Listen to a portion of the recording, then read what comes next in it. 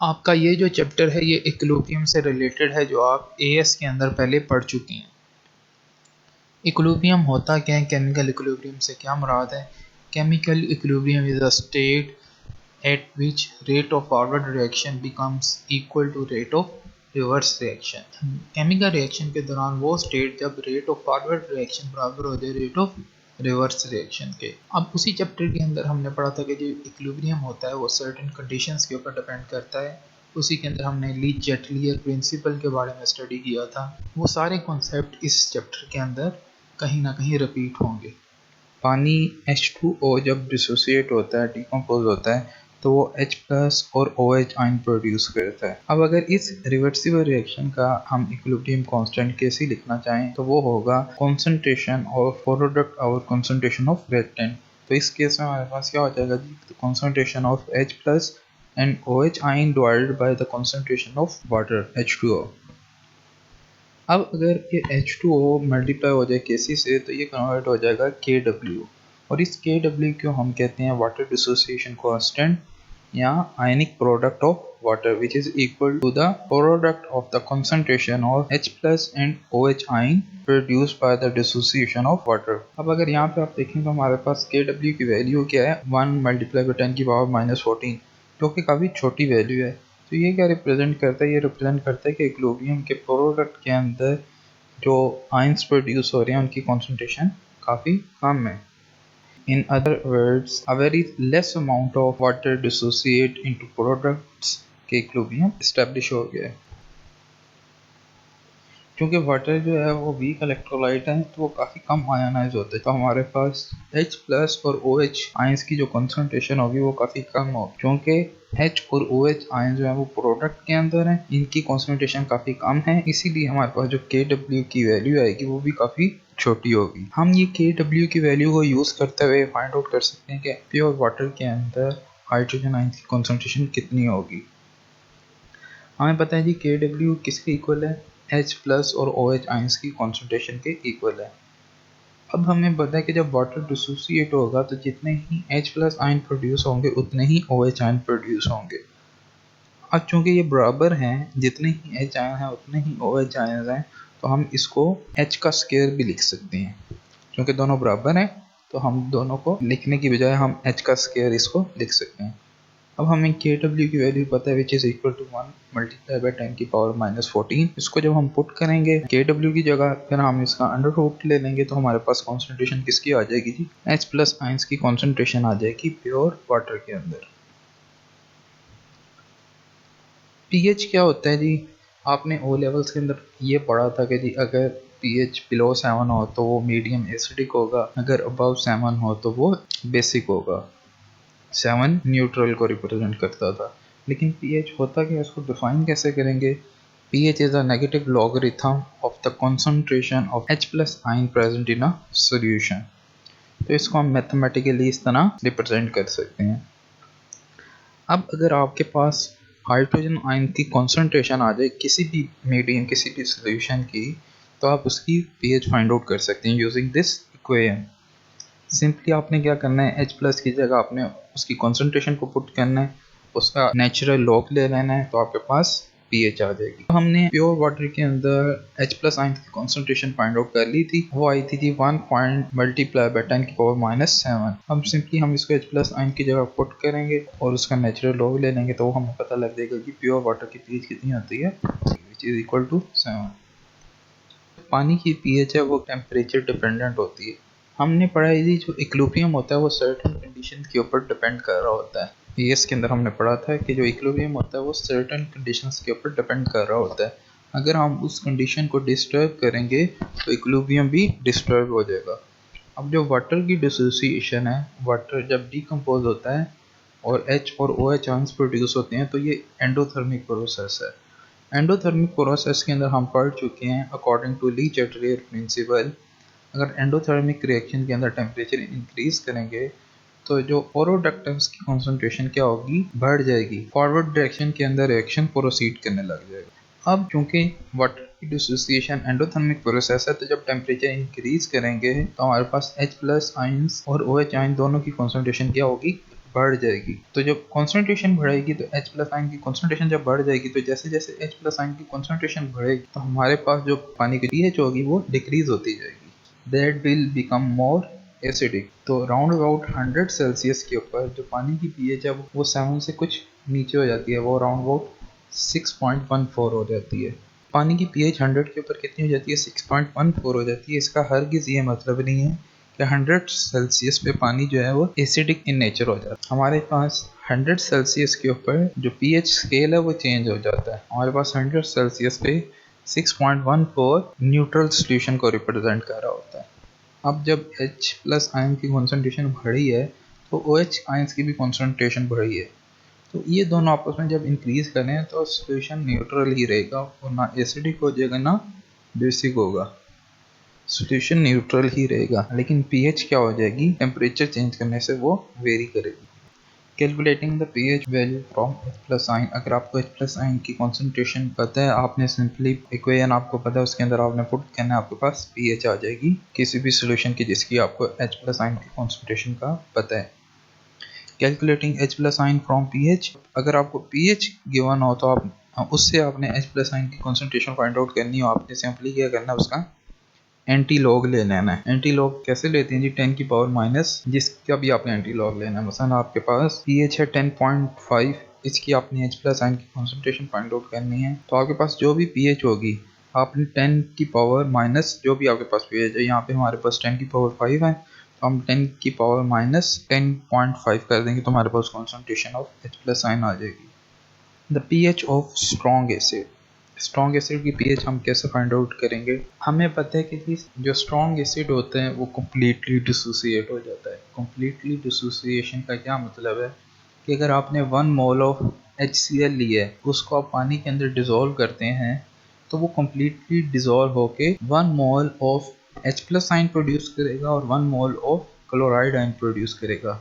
Completely dissociate हो जाएगा। जितनी कॉन्सेंट्रेशन आपके पास एसिड की है, same amount of concentration H plus ions की प्रोड्यूस होगी। तो जो कॉन्सेंट्रेशन आपको स्ट्रॉन्ग एसिड की गिवन होगी उसी को आपने कंसीडर कर लेना है H प्लस आयन के लिए और उसको अपने सिंपली वो इक्वेशन के अंदर पुट कर देना है। pH is equal to negative logarithm of H plus ions. उसके अंदर जब आप पुट करेंगे तो आपके पास pH आ जाएगी। बस यहाँ पे क्वेश्चन गिवन है, find out the pH of 0.1 mole dm cube of HCl। अब अगर आपके पास 0.1 मोल पर डीएम क्यूब HCl का सोल्यूशन है तो ये क्या रिप्रेजेंट कर रहा है कि H प्लस आयंस की भी कॉन्सेंट्रेशन क्या है, वो भी इतनी ही है। आपने सिंपली इसको इक्वेशन के अंदर पुट करना है तो आपके पास pH आ जाएगी। Find out calculating the pH of strong base. ये भी बिल्कुल उसी तरह है जिस तरह स्ट्रॉन्ग एसिड डिसोसिएशन होने पे same amount of H plus ion produce करते हैं, इसी तरह स्ट्रॉन्ग बेस जो होता है वो डिसोसिएट होने के बाद same amount of hydroxyl produce करता है। तो जो कॉन्सेंट्रेशन बेस की होगी वही OH आयंस की भी कॉन्सेंट्रेशन होगी। अब हम OH आयंस की कॉन्सेंट्रेशन को यूज़ करते हुए pH कैसे फाइंड आउट कर सकते हैं? इसके दो डिफरेंट मेथड हैं। पहला मेथड है जी, हमें पता है कि Kw किसके इक्वल होता है, that is equal to H plus की concentration multiply by OH ion की कॉन्सेंट्रेशन। अब इस इक्वेशन को यूज करते हुए हम H प्लस आयन की कॉन्सेंट्रेशन फाइंड आउट कर सकते हैं। OH अगर Kw से आके डिवाइड हो तो यहाँ से हम H प्लस आयन की कॉन्सेंट्रेशन फाइंड आउट कर सकते हैं। हमें Kw की भी वैल्यू पता है विच इज कांस्टेंट और OH की वैल्यू जितनी कॉन्सेंट्रेशन बेस की गिवन होगी वही कॉन्सेंट्रेशन होगी OH आयंस की। यहाँ से जब हम H प्लस आयन की कॉन्सेंट्रेशन फाइंड आउट कर लेंगे तो इसको सिंपली हम इक्वेशन में पुट करेंगे और वहाँ से pH फाइंड आउट कर लेंगे। ये हमारे पास एक और मेथड है स्ट्रॉन्ग बेस की pH फाइंड आउट करने का। हमें पता है जी pH क्या होता है, pH is the negative log of H plus ions present in a solution. इसी तरह POH क्या होता है जी, POH is the negative log of the concentration of hydroxyl present in a solution. अब अगर हमने pH फाइंड आउट करनी हो तो हमारे पास जो OH आयन की कॉन्सेंट्रेशन होगी इसका नेगेटिव लॉग ले लेंगे तो हमारे पास POH आ जाएगी। हमारे पास एक यूनिवर्सल रूल है pH plus POH always equal to 14। अब अगर हमें इन तीन चीज़ों में से कोई दो चीज़ों का पता है तो हम तीसरी फाइंड आउट कर सकते हैं। pH हम इससे फाइंड आउट कर लेंगे यूजिंग दिस इक्वेशन। इसको हम दूसरी साइड पे लेके जाके सब्ट्रैक्ट कर देंगे तो हमारे पास pH आ जाएगी। हमारे पास जब भी कोई इक्विलिब्रियम स्टैब्लिश होता है तो उसको हम Kc से रिप्रेजेंट कर सकते हैं, which is equal to the concentration of product over concentration of reactants. उसको हम रिप्रेजेंट करते हैं Kc से। But in case of weak acid का जब हम Kc लिखते हैं तो उसको हम Kc की जगह Ka से रिप्रेजेंट करते हैं, which is equal to acid dissociation constant. अगर हमारे पास वीक एसिड का इक्विलिब्रियम एस्टैब्लिश हुआ है तो हम उसका इक्विलिब्रियम कांस्टेंट रिप्रेजेंट करने के लिए Kc की बजाय Ka का वर्ड यूज़ करते हैं, जिसको हम एसिड डिसोसिएशन कांस्टेंट भी कहते हैं। तो सिंपली Ka को हम किस तरह लिख सकते हैं, यहाँ पे हमारे पास एथेनोइक एसिड है, वो जब डिसोसिएट होता है तो H+ and ethanoate ions produce करता है। तो हम कैसे Ka को रिप्रेजेंट कर सकते हैं, concentration of product divided by the concentration of reactants. pKa क्या होता है जी? pKa is the negative log of Ka का जब हम नेगेटिव लॉग लेते हैं तो हमारे पास pKa की वैल्यू आ जाती है। Calculating the Ka of the week acid का Ka हम कैसे फाइंड आउट कर सकते हैं? यहाँ पे हम कोई भी सपोज कर लेते हैं वीक एसिड को, हमारे पास Ha कोई भी वीक एसिड है। अब वो जब डिसोसिएट होगा तो H+ and A negative ions produce करेगा। अब इस इक्वेशन का हम इक्विलिब्रियम डिसोसिएशन कांस्टेंट कैसे लिख सकते हैं जी? अब हमें पता है कि जी जितने H+ आयन प्रोड्यूस हो रहे हैं उतने ही A नेगेटिव आयंस प्रोड्यूस हो रहे हैं। क्योंकि ये बराबर हैं तो हम इसको H² से भी रिप्रेजेंट कर सकते हैं। अब अगर हमें H+ आयन की कॉन्सेंट्रेशन पता है और वीक एसिड की कॉन्सेंट्रेशन पता है तो हम Ka की वैल्यू फाइंड आउट कर सकते हैं। इसके अंदर हम ये सपोज कर लेते हैं कि हमने जो एसिड लिया है उसकी as it is amount use कर लेते हैं। क्योंकि वीक एसिड है तो हम ये सपोज कर लेते हैं कि वो जो डिसोसिएट हुआ है वो ना होने के बराबर। दूसरा, यहाँ पे हम जो H+ आयन की कॉन्सेंट्रेशन है उसके अंदर हम वाटर की कॉन्सेंट्रेशन को कंसीडर नहीं करते क्योंकि वो ना होने के बराबर है। वीक एसिड के कंपैरिजन जो वाटर के H+ आयन की कॉन्सेंट्रेशन होगी वो ना होने के बराबर है, इसलिए हम उसको निगलेक्ट कर देते हैं। Calculating the pH of weak acid.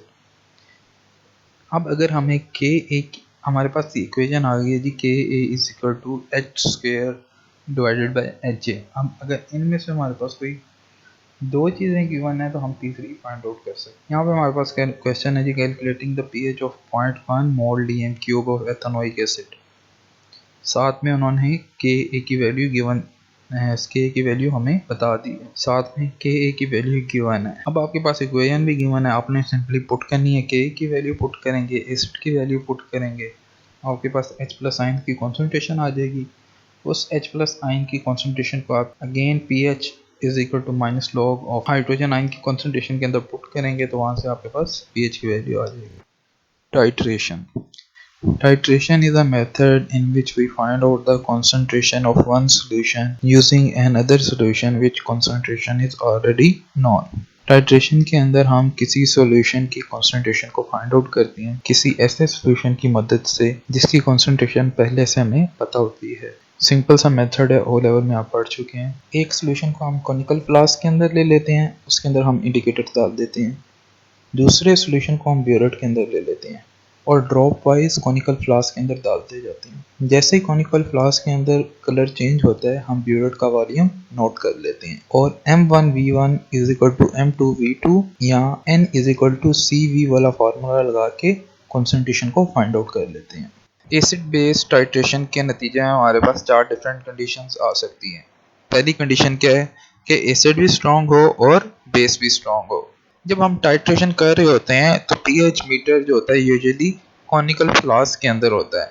हमारे पास ग्राफ के ऊपर जो पहली रीडिंग आएगी वो किसकी आएगी, वो उस सॉल्यूशन की आएगी जो कॉनिकल फ्लास्क के अंदर मौजूद होगा। अब यहाँ पे जो आपके पास ग्राफ है उसकी जो कर्व है वो 14 के पास से शुरू हो रही है। ये क्या चीज़ साबित करती है कि कॉनिकल फ्लास्क के अंदर हमारे पास जो सॉल्यूशन मौजूद है वो बेस है। दूसरी चीज़ हमें इस कर्व को देख के क्या पता लग रहा है कि जो कर्व है वो 14 के पास से शुरू हो रही है। इससे साबित होता है कि जो बेस है वो स्ट्रांग है। अगर आप इस कर्व को देखें तो ये कर्व जो है ये 20 cm³ एसिड डालने के बाद ये जो कर्व है एकदम बेंड हुई है। इसका क्या मतलब है कि हमें 20 cm³ एसिड का रिक्वायर्ड था कि हम बेस को न्यूट्रलाइज कर सकें। अब ये जो कर्व है ये अप्रोक्सीमेटली 1 पे आके फिर स्ट्रेट हो रही है। इसका क्या मतलब है कि हमारे पास जो एसिड है वो भी स्ट्रॉन्ग है क्योंकि pH 1 पे जाके ख़त्म हो रही है। अब अगर इस कर्व को आप देखें तो इस कर्व में एक स्टीपेस्ट पार्ट है। pH 10.5 से लेके pH 3.5 तक ये जो कर्व है ये स्टीपेस्ट है। अब ये जो स्टीपेस्ट कर्व होती है इसका जो मिड पॉइंट होता है वो पूरी कर्व का भी मिड पॉइंट कहलाता है। अगर हम इस कर्व का स्टीपेस्ट पार्ट कंसीडर करें 10.5 से लेके 3.5 तक, तो इसका मिड पॉइंट क्या हो जाएगा 7। सेकंड केस है जी हमारे पास strong acid with weak base. अगर हमारे पास एसिड जो है वो स्ट्रॉन्ग हो और बेस जो हो वो वीक हो। अब आप ये कर्व देखें तो ये कर्व अगेन कहाँ से शुरू हो रही है, 7 से अबव से।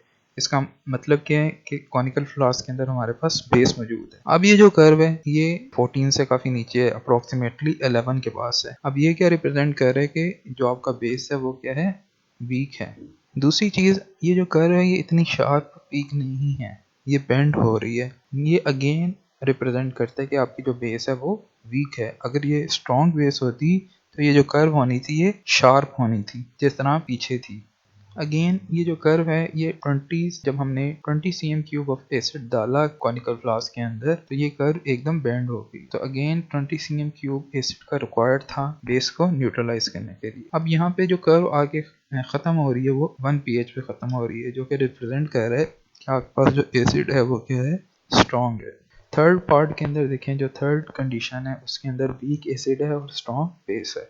अब चूंकि स्ट्रॉन्ग बेस है तो जो pH स्टार्ट हो रही है, जो कर्व यहाँ से स्टार्ट हो रही है वो अगेन 14 के पास है और जो कर्व है वो भी शार्प है। 20 cm क्यूब रिक्वायर्ड है एसिड को न्यूट्रलाइज करने के लिए।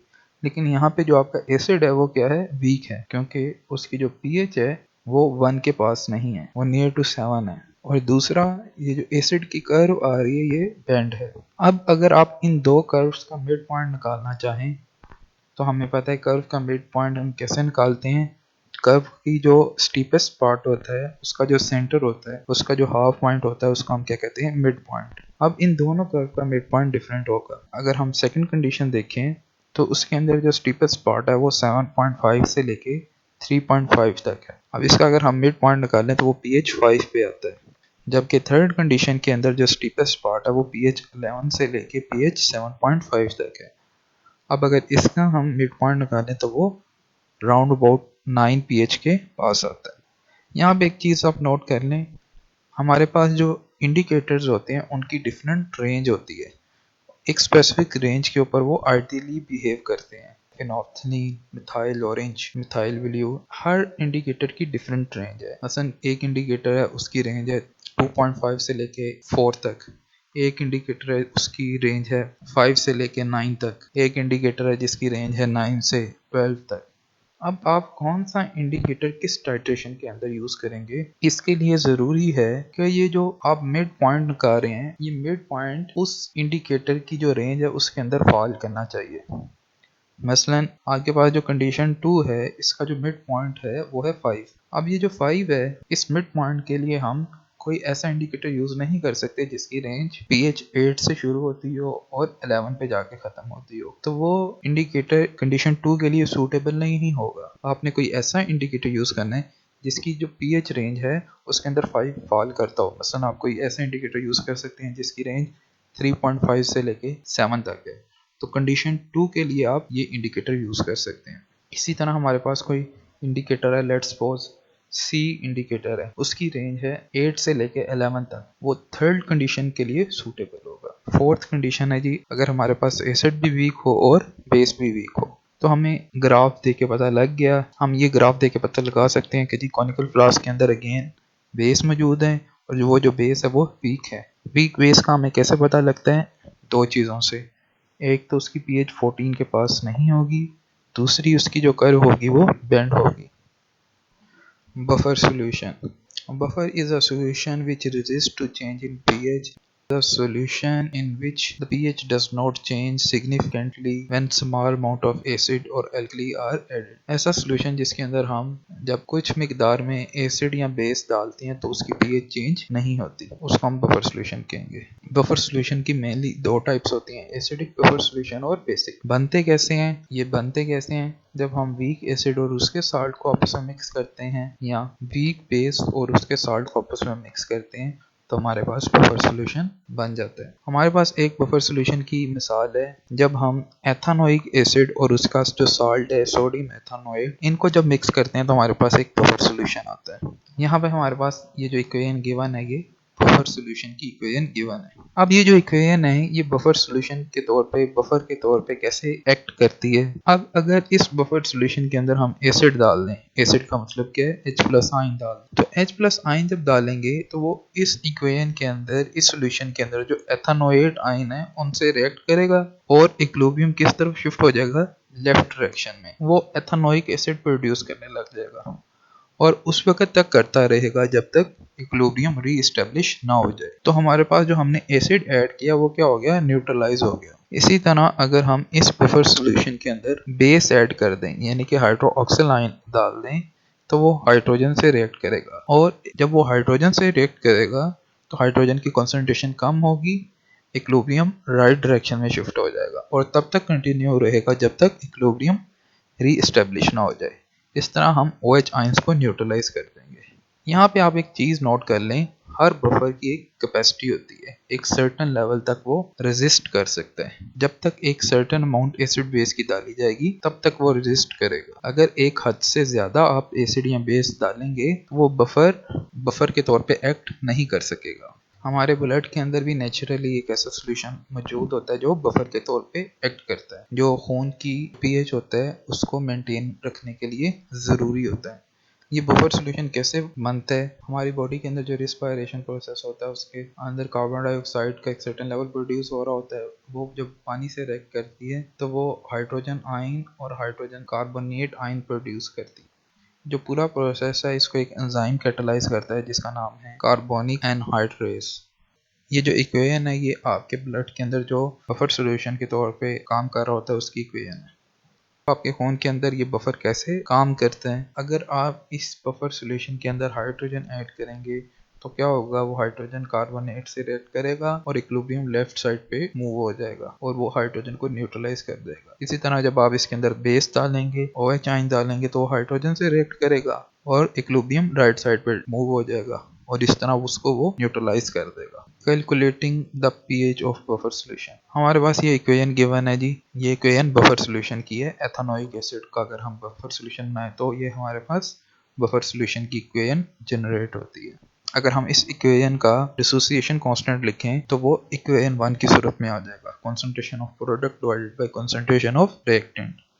अब हमें पता है जो एथानोएट आयन है वो कहाँ से जनरेट हुआ था, वो साल्ट से जनरेट हुआ था, तो उसकी जगह हम साल्ट लिख देंगे और एथानोइक एसिड की जगह हम एसिड लिख देंगे। अब अगर हम ये इक्वेशन 2 को रीअरेंज कर दें तो हमारे पास इक्वेशन 3 आ जाएगी और अगर हम इक्वेशन 3 का लॉगरिथम ले लें तो हमारे पास इक्वेशन 4 आ जाएगी। अब using third and fourth equation हम किसी भी बफर सॉल्यूशन की pH फाइंड आउट कर सकते हैं, अनलेस के हमें उस सॉल्यूशन के अंदर तीन चीजें गिवन हो, एसिड डिसोसिएशन की वैल्यू, साल्ट और एसिड की concentration. Solubility product, solubility product क्या होती है, जब हम किसी भी साल्ट को, किसी भी आयनिक प्रोडक्ट को पानी के अंदर डिसॉल्व करते हैं तो हमारे पास आयंस प्रोड्यूस होते हैं। उन आयन की कॉन्सेंट्रेशन का जो प्रोडक्ट होता है that is known as solubility product. इसको हम कैसे रिप्रेजेंट कर सकते हैं, यहाँ पे हमारे पास सिल्वर क्लोराइड डिकम्पोज होकर सिल्वर और क्लोराइड आयन प्रोड्यूस कर रहा है। अगर इस इक्वेशन का हम इक्विलिब्रियम कांस्टेंट लिखें, केसी लिखें, तो वो थर्ड इक्वेशन के इक्विवेलेंट होगा।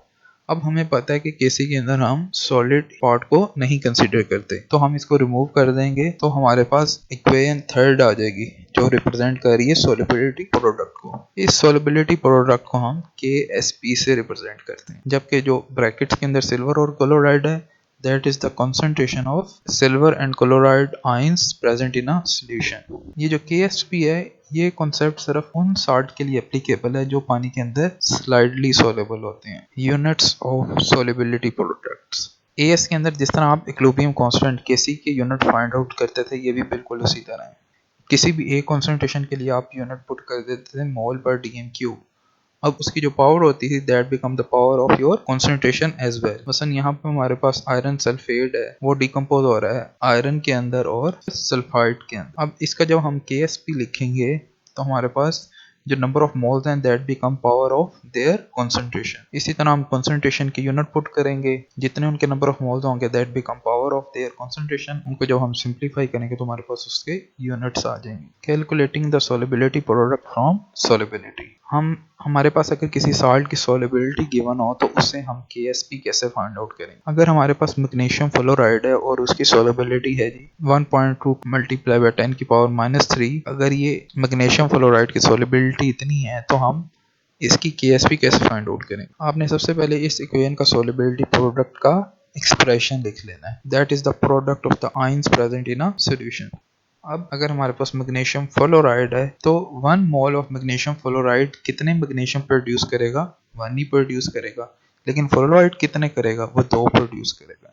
इसी तरह अगर हमारे पास 1.22 मल्टीप्लाई बाय 10 की पावर -3 मैग्नीशियम फ्लोराइड है तो मैग्नीशियम कितने प्रोड्यूस करेगा, वो इतने ही प्रोड्यूस करेगा। लेकिन फ्लोराइड कितने प्रोड्यूस करेगा, इसको हम 2 से मल्टीप्लाई कर देंगे। तो इस तरह जब हम इनकी मैग्नीशियम और फ्लोराइड की कॉन्सेंट्रेशन को इस इक्विलिब्रियम एक्सप्रेशन के अंदर पुट करेंगे तो हमारे पास KSP की वैल्यू आ जाएगी। Predicting precipitation. हमारे पास हर साल्ट की जो KSP होती है वो एक फिक्स्ड वैल्यू होती है। अब अगर हम किसी 2 साल्ट को आपस में मिक्स करते हैं तो हमारे पास मसलन हमारे पास बेरियम कार्बोनेट है, उसकी फिक्स्ड KSP की वैल्यू है जी 8.1 मल्टीप्लाई बाय 10 की पावर -9। अब अगर हम कोई 2 सोल्यूशन मिक्स करते हैं जिनमें से एक सोल्यूशन जो है वो 0.1 मोल DM क्यूब ऑफ बेरियम के ऊपर कंसिस्ट करता है और जो दूसरा सोल्यूशन है वो 1 मोल पर DM क्यूब ऑफ कार्बोनेट की कॉन्सेंट्रेशन के ऊपर कंसिस्ट करता है। अब जब हम इन दोनों को मिक्स करेंगे तो हमारे पास जो KSP की वैल्यू आ रही है वो अराउंड अबाउट 1 आ रही है, which is greater than the standard KSP value of barium carbonate. अब अगर आपकी आयनिक प्रोडक्ट की वैल्यू जो है वो स्टैंडर्ड KSP की वैल्यू से अगर ग्रेटर आ रही है तो वो साल्ट उसके अंदर सोलेबल नहीं होगा, वो पानी के अंदर प्रेसिपिटेट प्रोड्यूस कर रहा है। इन सिंपल वर्ड्स, अगर आपके पास आयनिक प्रोडक्ट की जो वैल्यू है वो KSP से ग्रेटर है तो वो साल्ट पानी के अंदर डिसॉल्व नहीं हो रहा, वो प्रेसिपिटेट प्रोड्यूस कर रहा है। Common ion effect. Common ion effect is the reduction of the solubility of a dissolved salt by adding a solution of a compound which has an ion in common with the dissolved salt. Common ion effect क्या होता है जी, किसी भी dissolve salt की जो solubility होती है उसको रिड्यूस कर दिया जाता है जब हम कोई ऐसा आयन उस सोल्यूशन के अंदर डालते हैं जो पहले से उसके अंदर मौजूद होता है। मसलन आपके पास सिल्वर क्लोराइड का सोल्यूशन बना हुआ है, अगर आपके पास सिल्वर क्लोराइड का सोल्यूशन मौजूद है, उस सोल्यूशन के अंदर अगर आप सोडियम क्लोराइड को डाल देंगे तो जो सिल्वर क्लोराइड की सोलिबिलिटी थी वो डिक्रीज हो जाएगी, क्योंकि उसी सोल्यूशन के अंदर क्लोराइड आयन पहले से मौजूद थे, हमने क्लोराइड आयन का इजाफा कर। अब जब प्रोडक्ट के अंदर क्लोराइड आयन इंक्रीज होंगे तो इक्विलिब्रियम लेफ्ट साइड पे शिफ्ट हो जाएगा और रिएक्टेंट इंक्रीज कर जाएंगे। तो जैसे ही प्रोडक्ट के अंदर क्लोराइड आयंस की कंसंट्रेशन बढ़ेगी तो वो रिवर्सिबल रिएक्शन शो करेगा और सिल्वर क्लोराइड की कंसंट्रेशन बढ़ जाएगी, जैसे सिल्वर क्लोराइड की सोलिबिलिटी क्या हो जाएगी, डिक्रीज हो जाएगी।